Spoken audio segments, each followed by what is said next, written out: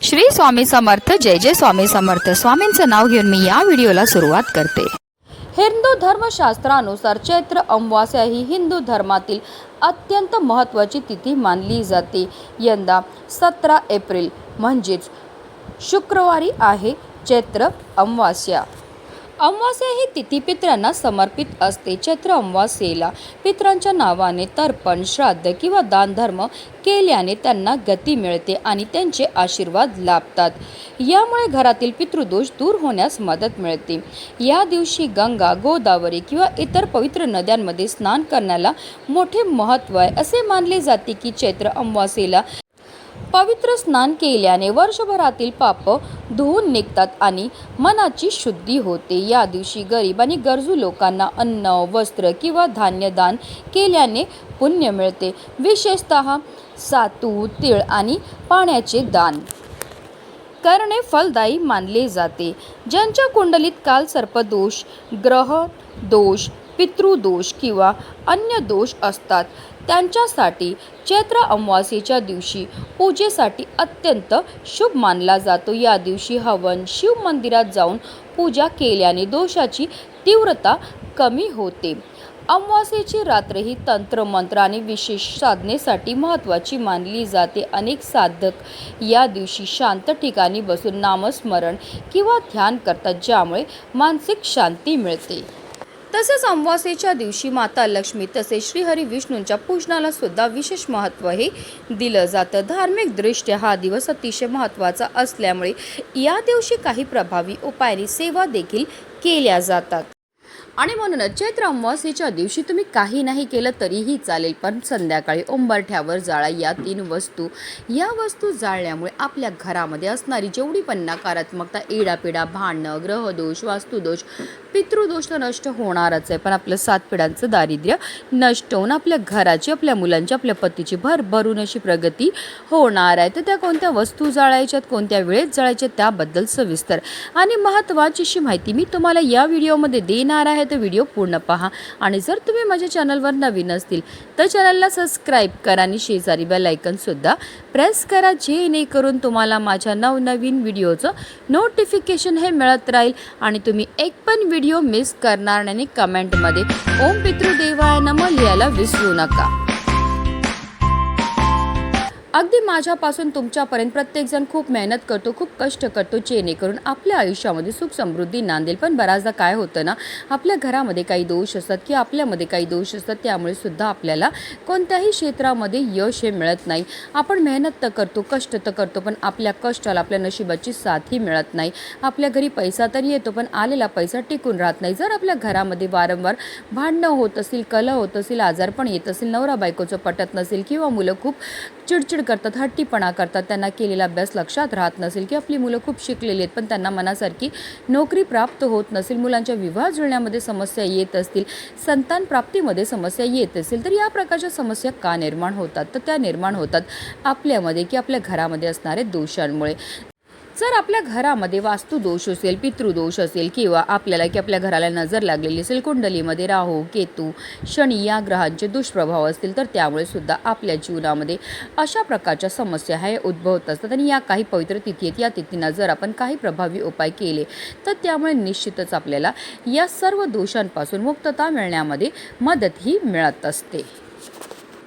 आता हा उपाय आपल्याला कधी करायचा? तर हा उपाय आपल्याला आज संध्याकाळी 6 वाजल्यापासून 7:30ची जी वेळ असते ती माता लक्ष्मीची आगमनाची वेळ असते आणि त्या वेळेमध्ये जर आपण काही प्रभावी उपाय केले तर त्यामुळे माता लक्ष्मी आपल्यावर प्रसन्न होते आणि तिचं अखंड आगमन आपल्या घरामध्ये होत असतं. पण आता काही कारणास्तव तुम्हाला या वेळेमध्ये हा उपाय करणं शक्य नाही झालं तर अगदी रात्री 12 वाजेपर्यंत सुद्धा तुम्ही हा उपाय जो आहे तो करू शकता. हा उपाय सुरू करण्याच्या अगोदर सर्वप्रथम आपल्याला देवघरामध्ये दिवा हा प्रज्वलित करून घ्यायचा आहे, कारण कोणतीही सेवा किंवा कोणताही उपाय जर आपण अग्नीच्या साक्षीने केला तर त्यामध्ये आपल्याला निश्चित सफलताही प्राप्त होत असते. त्यानंतर आपल्याला घराचे सर्व दरवाजे आणि खिडक्यासुद्धा खोलून टाकायच्यात. आपल्या घरामध्ये असणारी जी इडापिडा, नकारात्मकता आहे, अलक्ष्मीतील आपल्याला घरातनं बाहेर काढून टाकायचा. आता हा संपूर्ण उपाय देवघरासमोर आपण बसून करणार आहेत. हा उपाय करण्याकरता आपल्याला एक मातीची पंतीही घ्यायची. मातीच्या पंतीमध्ये सकारात्मक अशा लहरी असतात. त्या मातीच्या पंतीमध्ये आपल्याला एक शेणाची गौरी ही ठेवायची आहे. आता तुम्ही गावा साईडला राहत असतील, तुमच्याकडे तिथे सहज शेणाची गौरी भेटून जाणार आहे. परंतु तुम्ही शहरामध्ये राहत असतील तर जिथे पूजेचे साहित्य मिळते तिथे तुम्हाला छोट्या छोट्या शेणाच्या गौरीचे पॅकेट जे आहेत ते भेटून जाणार आहेत. शेणामध्ये साक्षात माता लक्ष्मी निवास करते आणि घरामध्ये शेण जाळल्यामुळे आपल्या घरामध्ये असणारी जेवढी पण नकारात्मकता, इडापिडा, दोष आहेत, दारिद्र्य ते दूर होण्यामध्ये मदत ही मिळत असते. त्या शेणाच्या गौरीवर आपल्याला 5 भीमसेनी कापूरच्या वड्या ह्या ठेवायच्यात. मी प्रत्येक उपायामध्ये सांगत असते की आवर्जून आपल्याला भीमसेनी कापूर वापरायचे, कारण तो नैसर्गिकरित्या बनलेला असतो. त्याच्यामध्ये जे तत्व असतात ते आपल्यामध्ये आणि आपल्या घरामध्ये असणारी जेवढी पण नकारात्मकता, इडापिडा, ग्रहदोष, वास्तुदोष, पितृदोष दूर करण्याकरता अत्यंत प्रभावी मानला जातो. त्यानंतर आपल्याला 5 लवंगा घ्यायच्या, तसेच 3 हिरव्या वेलची सुद्धा घ्यायच्या. ज्याप्रमाणे लवंगा आणि हिरव्या वेलची आपल्या जेवणाची चव वाढवतात, त्याचप्रमाणे आपलं भाग्य उजळायचं काम सुद्धा करत असतात. तसेच लवंगा आणि हिरव्या वेलची हा माता लक्ष्मीला सुद्धा अतिशय प्रिय आहेत आणि जेव्हा पण आपण माता लक्ष्मीला प्रिय असणाऱ्या वस्तूंपासून काही उपाय किंवा सेवा करतो तर त्यामुळे माता लक्ष्मी आपल्या घराकडे आकर्षित होत असते. त्यानंतर आपल्याला थोडेसे काळे तिळ घ्यायचे आहेत. अमावास्येच्या दिवशी तिळांना अनन्यसाधारण असं महत्त्व आहे.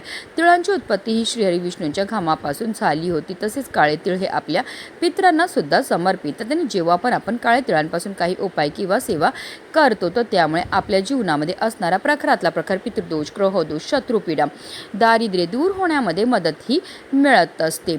तर आता आपल्याला काय करायचं, हे काळे तीळ आपल्या उजव्या हातामध्ये घ्यायचे आणि आपल्या घरामध्ये जेवढे पण सदस्य असतील त्या प्रत्येक सदस्याच्या डोक्यापासून पायापर्यंत 7 वेळा आपल्याला हे तीळ जे आहेत ते उतरवून घ्यायचे. त्यानंतर हे तीळसुद्धा आपल्याला त्या मातीच्या पंतीमध्ये नेऊन टाकायचे आहेत.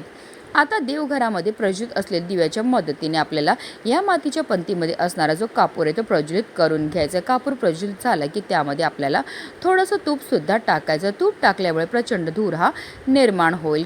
आता आपल्याला काही वेळाकरता ही मातीची पंती जी आहे ती देवघरासमोरच ठेवायची आणि त्यानंतर ती मातीची पंती तिकडनं आपल्याला उचलायची आणि याचा जो धूर आहे तो आपल्या संपूर्ण घरामध्ये फिरवायचा. फिरवताना निरंतर आपल्याला श्री स्वामी समर्थ किंवा श्री गुरुदेव दत्त किंवा श्रीराम जय जय राम या प्रभावी मंत्राचा जप हा करायचा. संपूर्ण घरामधनं धूर फिरून झाल्यानंतर आपल्याला आपल्या मुख्य प्रवेशद्वाराच्या उंबरठ्याच्या बरोबर मध नेऊन या मातीच्या पंतीला ठेवायचं. जिथपर्यंत कापूर प्रज्वलित तिथपर्यंत निरंतर आपल्याला मंत्राचा जप हा करायचा. कापूरसोबत या वस्तू जाळतो आणि त्याचबरोबर मंत्राचा जप करतो. त्यामुळे आपल्या घरामध्ये असणारी जेवढी पण नकारात्मकता, इडापिडा, ग्रहदोष, वास्तुदोष, पितृदोष, अलक्ष्मी असते ती घरातनं काढता पाय करून निघून जाते. आणि ज्या घरामध्ये कोणत्याही प्रकारचे दोष नसतात त्याच घरामध्ये माता लक्ष्मीचं आगमन हे होत असतं. अतिशय प्रभावी असा हा उपाय केल्यामुळे आपल्या जीवनामध्ये असणारे सर्व दुःख, दारिद्र्य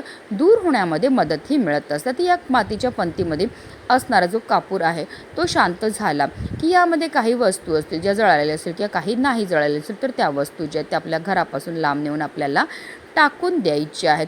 अशा रीतीने हा उपाय जो आहे तो आपल्याला आज चैत्र अमावास्येच्या दिवशी करायचं आहे. म्हणूनच व्हिडिओ जास्तीत जास्त लोकांपर्यंत शेअर करा जेणेकरून प्रत्येकाच्या आयुष्याचं कल्याण हो हीच मनामध्ये इच्छा. श्री स्वामी समर्थ. जय जय स्वामी समर्थ.